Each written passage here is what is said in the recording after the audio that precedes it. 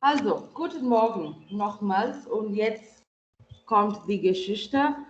Es gab zwei Hausaufgaben oder es gab Hausaufgaben über zwei, drei Themen zu recherchieren. Erst einmal der Kapitalismus, Sozialismus und dann Kalter Krieg. Was bedeutet der Kapitalismus nochmals? Darf ich? Englisch, ja. Ein, eine Minute. Mhm. Ein Wirtschaftssystem, in dem Produktionsmittel von Goods and Services ist Privatbesitz Mhm. sind und gewinnorientiert betrieben werden. Ja. Gewinnorientiert ist sehr wichtig. Die wollen immer Profit haben. Ja. Mhm. Okay. Was sagen die anderen? Does someone have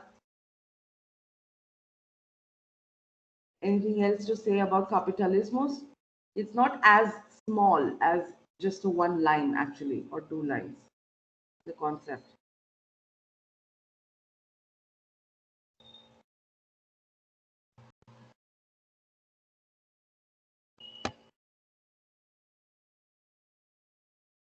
Ja, Sanika, Suyog, Shravani, was bedeutet der Kapitalismus?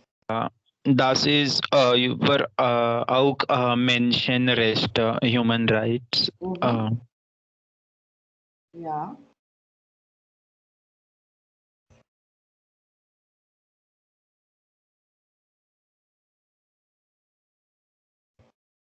Where have Sanika and Shravani been? Why have you all not been attending the lectures?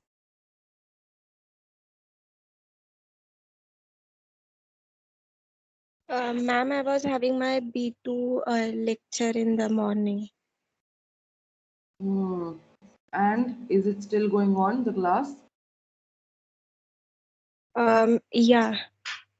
But why would you go for such a class which is in the morning and put yourself in a position where you can attend only one? You are only at a loss. You are never gonna learn these things in the B2 wala class. You gotta go for some other class which is not in the morning. Actually, it was started 2 months ago. I was not having the timetable of SY. Hmm. But you know that the college is morning college, na dear? Yeah. So how long is this class gonna go for now? For 1 week more. Are you sure? And after that, I will see you every day in my lecture, or rather, in everyone's lectures. Yeah, ma'am. Yeah. Okay. What about Shravani? Yes, ma'am. Even I am having my exam classes. अरे असं कसे तुम्ही करता मुलांनो? कॉलेजचे lectures compromise करून नाही हे क्लासेस करायचे. I am so No, sorry. I'm. I can't They're understand that. they're going to adjust my हाँ, batch. That's why they're taking 2, 3. yeah, better do that, okay? Ja. Yes, Okay, ma'am. und was ist mit Sozialismus? Was bedeutet Sozialismus?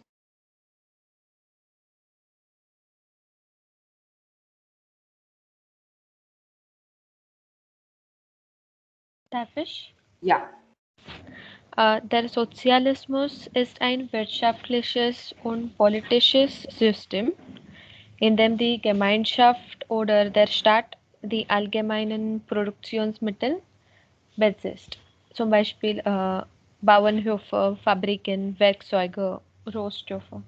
Genau, ne, wie wir gestern diskutiert haben, kein Mensch kann also Privateigentum besitzen, no ownership rights. Alles gehört dem Staat. Everything belongs to the government.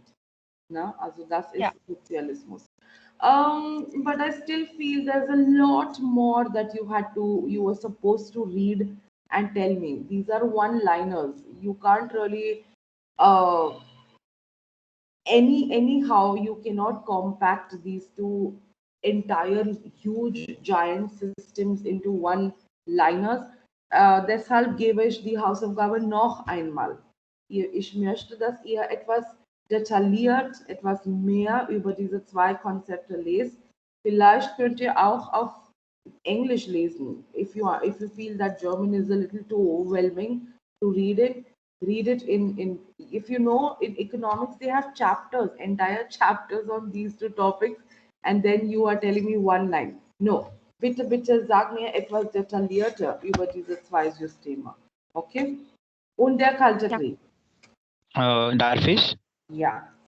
Kalter Krieg war der Krieg zwischen den United Staaten und der Sowjetunion. Es begann am 12. März 1947 und dauert bis 26. Dezember 1991. Es wurde Kalter Krieg genannt, weil es keinen großen Kampf zwischen zwei Supermächten gab. So es war kein großer Kampf, es war ein kleiner Kampf. Ein kleiner. Okay, und wo, also in welchem Land wurde dieser Krieg gemacht? Where did this war take place? In which country?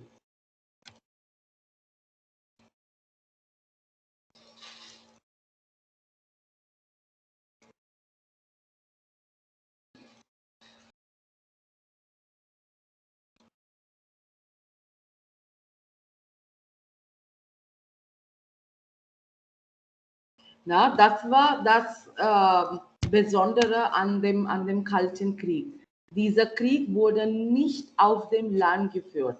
Das war kein normaler Krieg, also dass die Leute einander töten mit Pistolen und Bomben. Nein, das war ein ideologischer Krieg. It was an ideology, a war of ideologies.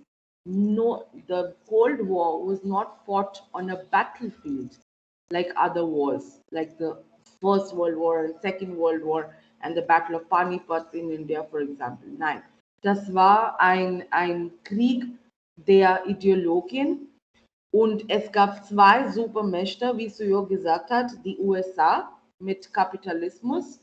So let's just say USA owned a team called capitalism.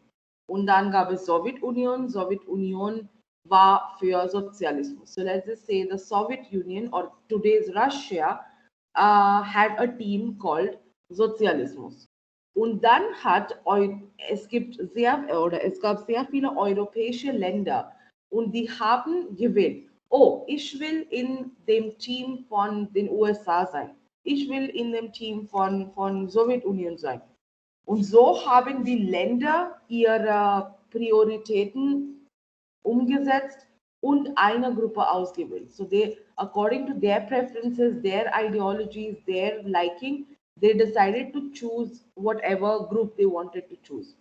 Einige waren kapitalistische Länder and they went for the capitalistic idea. Some were against capitalism and rather were for socialism. So they went with the banner of Soviet Union. Und so war ganz Europa in zwei Teile geteilt. It just happened so. Most of the West European countries, they decided for capitalism. And most of the East European countries decided for socialism. Und so hat man dann sozusagen wurde Europa in zwei Teile geteilt. Und dann, we are going to watch a video and a PowerPoint presentation where you will understand what I mean, how Europe was divided into two parts and there was like a virtual border between those two. And Germany was in that center of border because Germany was capitalistic and half was socialistic. Und das ist der Kalte Krieg. Und so hat der Kalte Krieg angefangen oder begonnen. Oh, sorry. Ja, der Kalte Krieg begann, Europa zu spalten. That is what is meant by that. No, the Europe was splitting into two different teams. One the capitalistic and one the socialist. And they were, I don't know, they were just going by their preference. Whoever wanted to join the team of whichever party. Okay, ist das bisher klar? Ja. Ja? Gut. Ja. Dann gab es noch etwas. Zugleich mit dem Kalten Krieg begann auch der Wiederaufstieg der beiden Teile Deutschlands. Ne? Also Deutschland war total kaputt. Es gab Ruinen, es gab keine Straßen, keine Häuser, alles war zerstört und kaputt. Man musste natürlich in Deutschland alles jetzt wieder aufbauen. Die Häuser wieder aufbauen, die Straßen, die Banken, die Schulen, Büros, alles, alles. Und das ist der Wiederaufstieg. In beiden Teilen begann jetzt den Wiederaufstieg. Ne? Also man hat angefangen, alles neu zu machen. In beiden Teilen Deutschlands, nämlich der Zonen der Westmächte, so even in the three sectors of Westmächten and even in the sowjetische Zone, they started with the entire Wiederaufstieg. Im Juni 1947 kündigte G.C. Marshall, der damalige amerikanische Außenminister, ein großzügiges Hilfsprogramm für den wirtschaftlichen Aufbau in den europäischen Staaten an.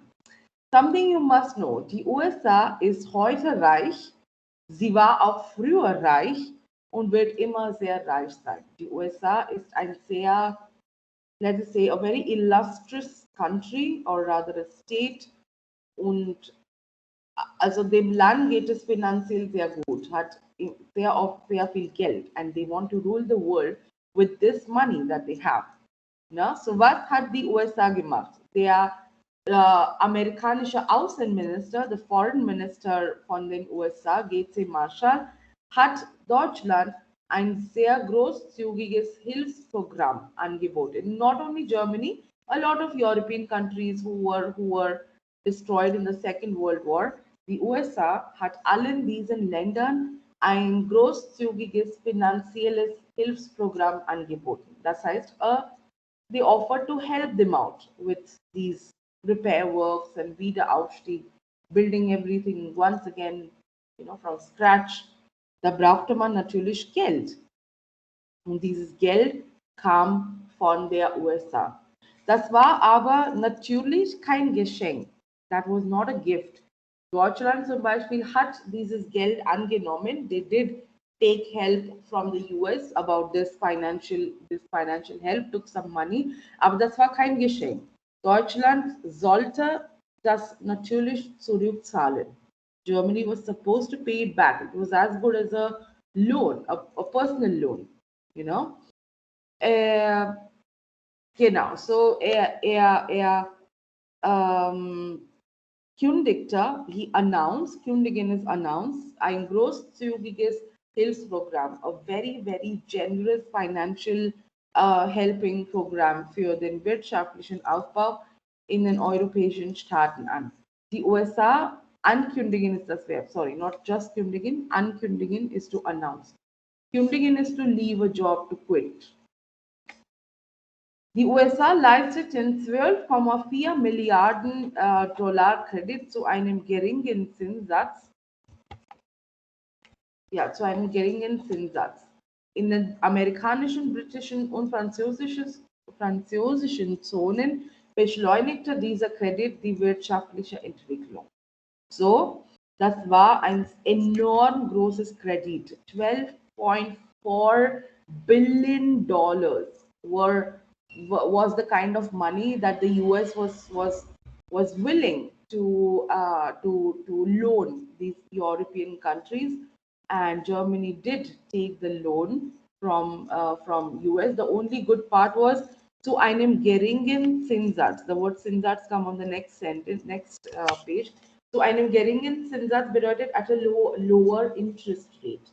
So that was the only helping hand that the US gave, that it did give them all a loan, but at a very, very relatively lesser rate of interest. So whenever Germany would get better, start earning for itself, so to say, the country becomes established once again, Germany had to pay back these 12,4 Milliarden Dollar in die USA oder nach Amerika zurück. They had to return it. Ja? Und natürlich hat man jetzt Geld in Deutschland und deshalb konnte man in diesen 3 Zonen, in den amerikanischen, britischen und französischen Zonen, konnte man diese wirtschaftliche Entwicklung machen. Ne? And one started speeding up this credit that they had got. It helped enormously to speed up all the repair works or the construction work that was going on in Germany to build all the things again. Das hat einfach etwas schneller geworden und die wirtschaftliche Entwicklung dann auch. Ne? At the same time, even the economical condition was getting better of Germany. Aber die sowjetische Zone blieb ohne solch eine Hilfe wirtschaftlich im Vergleich zu anderen Zonen weit zurück. Die USA hat auch Sowjetunion das Geld angeboten, but they were in a state of war, like ideologically, but they were. So obviously, Soviet Union did not accept any kind of financial help from the US. And Soviet Union in itself also was not a very elaborately rich country. No, it was decent. So deshalb, weil Westzonen sehr viel Geld hatten und sie konnten sehr gut schlafen und hier also für die sowjetische Zone war das sehr schwierig.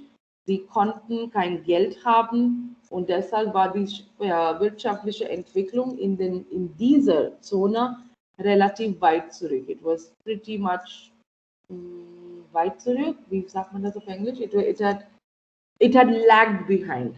Ja, it was pretty behind schedule. Und dann passiert noch etwas.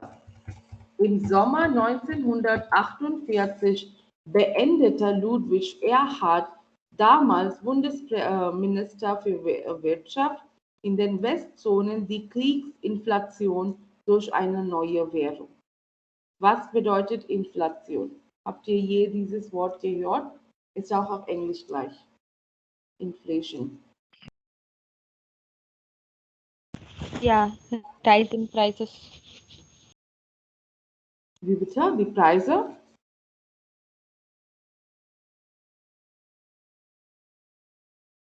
Die Preise steigen enorm. Wenn heute man Kartoffeln zum Beispiel 30 Kilo kaufen kann, morgen wird es 50 oder 60 Rupien ein Kilo kaufen. Und das ist schon sehr viel.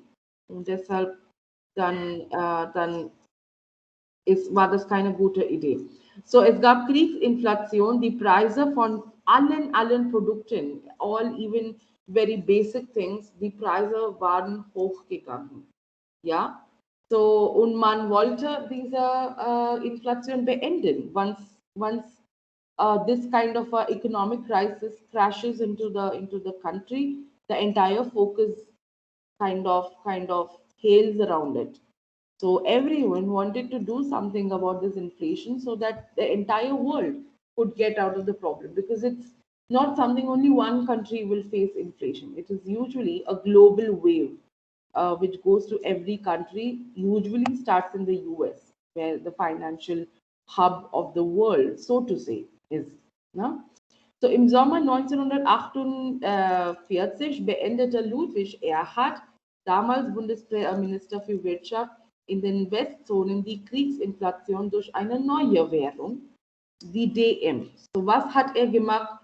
Ludwig Erhard war der Minister für Wirtschaft, the Finance or the Economic Minister. Und er wollte diese Inflation zu Ende bringen.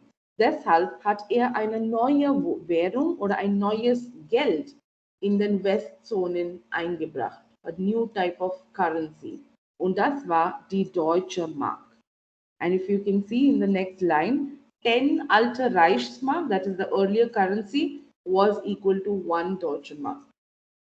The Deutsche Mark obviously had more power than das alte Reichsmark. Heute noch benutzt man in Deutschland die deutsche, nicht heute, aber bis 2002 gab es in Deutschland die Deutsche Mark und danach dann Euro.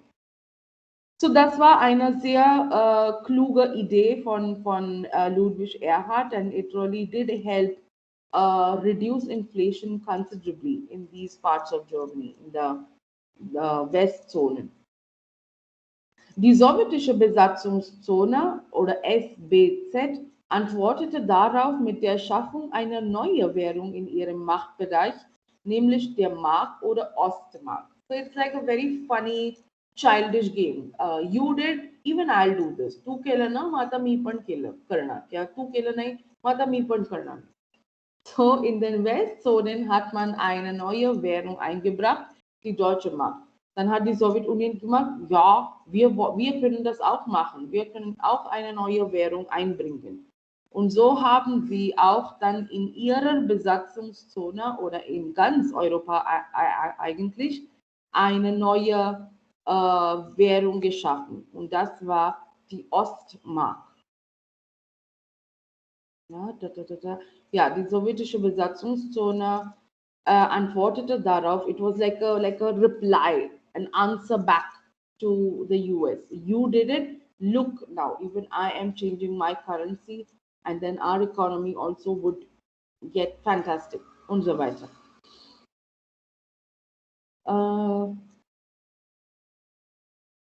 Ja, ihr Versuch, die Ostmark auch in Westberlin einzuführen, scheiterte am Widerstand der Westmächte. And Soviet Union, or this Eastern zone where the Soviet Union was ruling, it was really smart. They wanted to try and get this currency even in the non Soviet part of Germany. Try to integrate it in the US territory, in the UK territory, in the French territory. And when I say all these three countries, I mean the Germany wala part or the zone that they had gotten to administer. Also, man wollte diese neue Währung auch in diesen drei sozusagen Zonen einführen. But obviously, other people did not allow that to happen. They said, no, wir wollen das nicht. So that is how that thing was covered or under control, and none of the East German currency was brought into West Germany.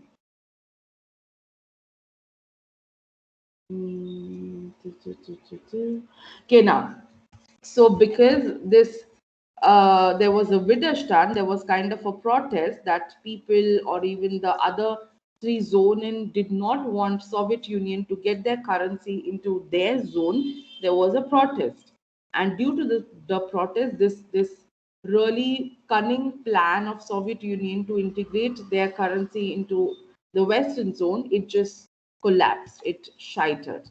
So ihr Versuch, die Ostmark auch in West-Berlin einzuführen, scheiterte am Widerstand der Westmächte. Der Westmächte, das heißt USA, Großbritannien, Frankreich, haben protestiert und deshalb dann gab es jetzt keine Ostmark in West-Berlin, because West-Berlin was a part of the Western zones. That means they should have the Deutsche Mark as their currency and not the Ostmark. Und dann war Sowjetunion sehr, sehr ärgerlich. He must have, the country must have been pretty pissed. Was haben sie dann gemacht? Die Sowjetunion blockierte darauf ein ganzes Jahr from these dates alle Zufahrtswege, Land-Wasserverbindungen aus den drei westlichen Zonen durch die Ostzone nach Westberlin. Sie haben alle Land- und Wasserverbindungen nach Westberlin total blockiert. Yeah. On this note, I would like to draw something for you, and I'm going to try if I can open the whiteboard. I think they have a whiteboard on Meet, no? On Teams. I remember seeing it somewhere. Yeah. Kann ich das finden? Wie kann ich das finden?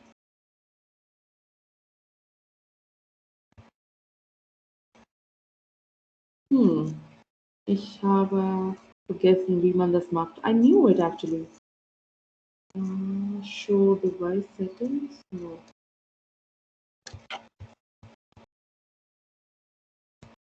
I know on Google Meet it just pops up. You know what? It's okay. Ich mache Folgendes. It'll just take 1 minute. Or what I can do is, no, ich mache sowieso eine PowerPoint-Präsentation für euch. In dieser Präsentation könnt ihr das besser verstehen. So let it be. So you just got to know that Soviet Union blocked all the ways, land and waterways to West Germany. What happened after that, das machen wir in dem nächsten Unterricht. I really need some break in between all these lectures today before we start with our general lecture. So I'm going to leave you with this. Und dann wir sehen uns dann direkt für den general lecture. Okay? Tschüss. Tschüss, bis später. Bis später. Tschüss. Tschüss.